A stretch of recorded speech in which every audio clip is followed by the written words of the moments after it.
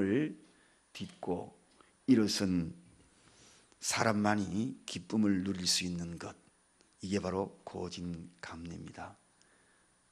여러분, 어떤 역경이 있어도 일어서서 그 기쁨을 누리는 그런 고진감래의 믿음이 오늘 이 시대에 절대적으로 우리에게 필요한 것이 아닌가.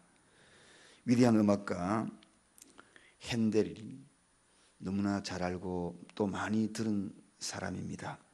이 사람이 건강을 다 잃어버리고 오른편 쪽으로 마비가 오는 중풍에 걸립니다. 반신불구가 되었고 뿐만 아니라 그로 인하여서 빚더미에 앉았습니다. 재산은 바닥나고 결국은 그 빚을 갚지 못하여서 감옥에 들어갑니다. 감옥에 들어가는 이런 시련, 그러나 그가 다시 일어설 수 있던 것은 바로 이 고진감래의 믿음이죠.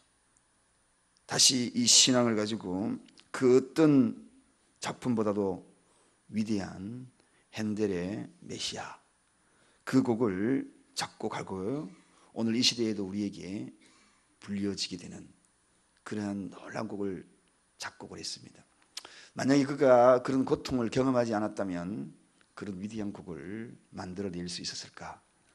그래서 어쩌면 우리 성도들에게는 찾아오는 이 근심이나 고통은 아마도 그 껍질을 벗겨내게 되면 그 속에는 반드시 축복이 있다. 지난 주일도 잠시 말씀을 드렸습니다만, 문둥병 환자들이 그 문둥병에 걸리지 않았더라면 예수 이름을 그렇게 불렀을까? 뿐만 아니라 한 촌으로 지나가시다가 고통 중에 있는 그곳으로 예수님이 들리셨을까? 그것은 바로 성도에게 다가온 이 근심 속에는 반드시 의미가 부여되어 있다. 고통에는 의미가 부여되어 있다. 그것을 믿음으로 잘 벗겨내고 기도로 잘 벗겨내고 인내로 잘 벗겨내면 그 속에는 우리가 알 수 없는 큰 기쁨이 있다는 것입니다. 그래서 오늘은 근심이 기쁨으로 라는 주제를 가지고 말씀을 좀 전하고자 합니다. 오늘 이 근심이 기쁨으로 변화되는 그 과정은 성도들에게는 세 가지가 주어집니다. 그것은 원인 없이 의미 없이 다가오는 기쁨이 아닙니다. 기쁨의 원천이 있다는 것입니다. 원래의 솟아나는 기쁨의 그 원천이 있다. 그 다음에 기쁨의 방편이 있다. 그 다음에 기쁨의 성격, 그래서 원천, 방편, 성격, 이 세 가지를 짧게 한번 생각해 보고자 합니다. 먼저 기쁨의 원천, 우리가 왜 기뻐해야 될 이유가 뭔가? 그 원천이 어디에서 솟는 근본적인 기쁨의 샘솟는 곳이 어디인가 하는 것입니다. 그것은 바로 22절에 내가 다시 너희를 보겠다, 그렇게 소개합니다. 예수님이 떠나가고 나면 제자들이 얼마나 슬픔과 고뇌에 빠지겠습니까? 그런데 오늘 본문에 내가 다시 너희를 보겠다, 즉 부활입니다. 기쁨의 원천, 첫째는 부활이 있다. 예수님이 부활하실 뿐만 아니라 첫 열매가 되셨고 저와 여러분에게도 반드시 부활이 있다. 근심이 기쁨으로 바뀌는 근본적인 이유가 있다는 것입니다. 실제 예수님이 부활하셔서 도마에게도 베드로에게도 나타났고, 그리고 제자들에게도 나타났을 뿐만 아니라 이 땅에 머물러서 40일 동안 머물러서 수많은 사람들에게 다 나타나고 다 보였다는 것입니다. 다시 보이겠다. 여러분, 이 다시라는 이 표현은 우리 기독교인들에게 굉장히 축복된 단어입니다. 나에게는 다시가 있다.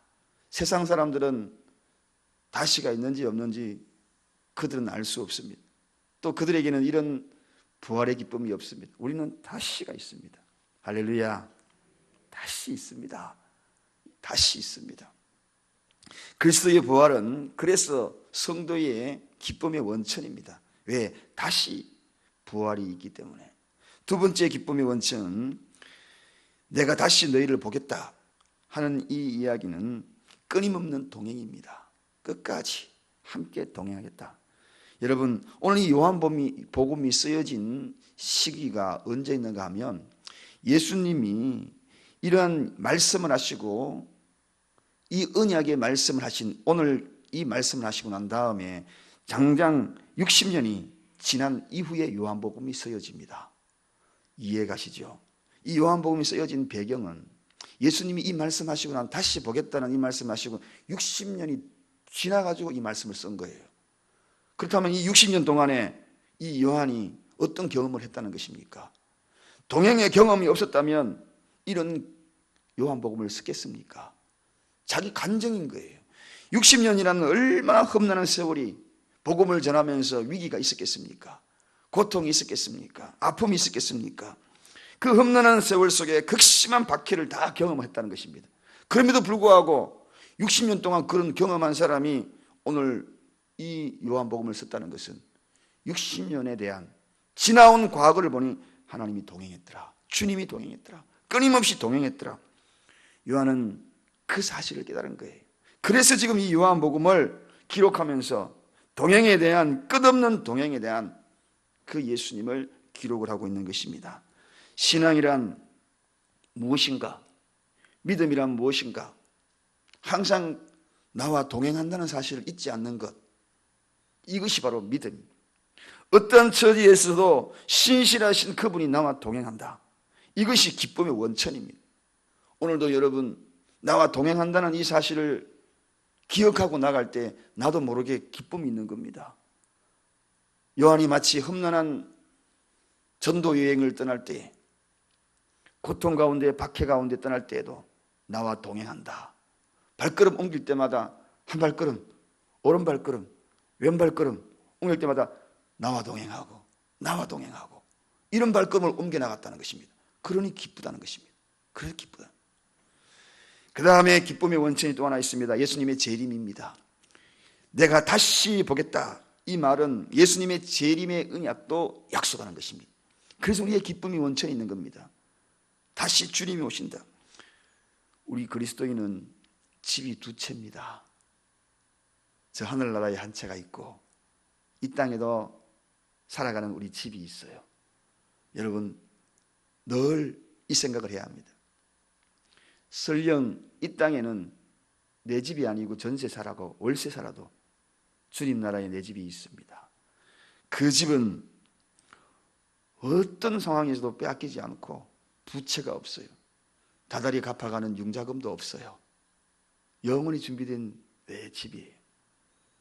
비록 지금 삶이 답답하고 위험스럽고 복잡하고 회복되지 못할 것 같은 여러 환경이 있다 할지라도 저 하늘나라에 왕노릇할 것을 약속받은 자가 바로 천국 백성입니다. 그 소망이 우리 속에 있다. 그 소망이 있으니까 기쁨의 원천이 되는 거예요. 이 재림에 대한 기쁨을 갖고 간직한 사람들은 하루하루 삶이 그저 노래가 나라.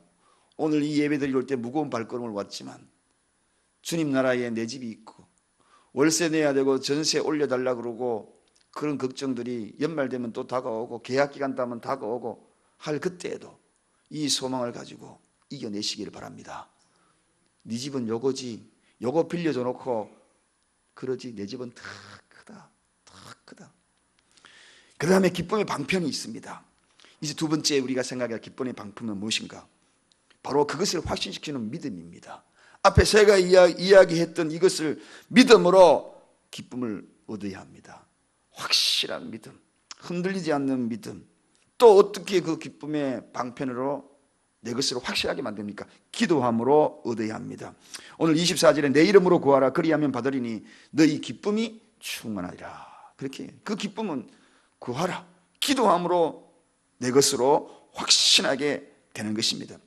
우리가 주님처럼 순종하고 또 근심 걱정을 믿음으로 극복하는 그 믿음으로 구하고, 그리고 그러한 믿음의 확신적인 그 마음을 가지고 구하는 것. 그래서 우리는 이 기도는 주님이 약속하신 것을 재차 확인하는 겁니다. 주님이 나에게 근심이 기쁨이 되고자 세 가지 원천을 우리에게 허락하여 주셨다면 이 세 가지 원천에 대한 내용들을 늘 확신하고 기도로 재확인하는 겁니다. 재확인하는, 내 위치를 재확인하고, 그리고 내가 가야 할 곳을 재확인하고, 자꾸 재확인하는 것이 기도입니다. 오늘 이 시간에도 앞에서 이야기했던 기쁨의 원천, 부활, 동행, 재림, 이런 부분들을 기도로 자꾸 확인하는 거예요. 이게 구하는 것. 그래서 기쁨이 자꾸 충만하게, 자꾸 끌어오르게 만드는 것입니다. 그 다음에 기쁨은 이러한 소식들을 전하는 것입니다. 그럴 때 바로 기쁨의 원천입니다. 봉사함으로, 헌신함으로, 복음을 전도함으로, 이런 것들을 전하는 것. 성도의 기쁨은 어디서 누릴 수 있는가? 성령님의 동의가 있을 때 진짜 기쁩니다. 성령님의 동의가 없을 때는 기쁨이 없어요. 그거 여러분 느껴보셨는지 모르겠습니다. 천륜과 인륜, 이런 외면, 그 외면을 하고 내게 취하는 것, 정욕적인 것, 감각적인 것, 그런 거를 취해가지고 기뻐할 것 같지요. 그런데 성도들은 왠지 그것이 불안해. 그것이 불안해. 정욕적으로 취하고 감각적으로 취하고 인륜적으로 천륜적으로 취했는데 세상 사람들은 거기에 기뻐. 희한해. 많거든. 그런데 성도들은 그게 아니야. 성도들은 성령님의 동의가 있을 때 기쁨이 있는 것입니다. 내주하시는 성령님이 그 속에서 동의될 때의 기쁨 2배, 오늘 본문처럼 기쁨이 충만히 오는 것입니다. 할렐루야. 어제도 보니까 저녁에 교회 김장을 한다고 몇 분들이 와가지고 그 늦은 시간에 막 준비하면서 얼굴들 보니까 기쁨이 있는 것 같더라고요. 희생하면서 기쁨, 말로 표현할 수 없는, 세상이 주는 기쁨이 아닙니다. 오늘 성령님이 동의하는 그런 기쁨을 충만하게 누리시기를 주님의 이름으로 축원드립니다. 마지막 기쁨의 성격입니다. 이러한 기쁨의 성격은요, 어떨 때 항상 기뻐지는가? 고난 중에도 기뻐할 수 있다는 것입니다.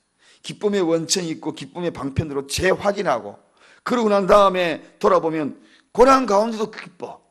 고난 가운데도 기뻐.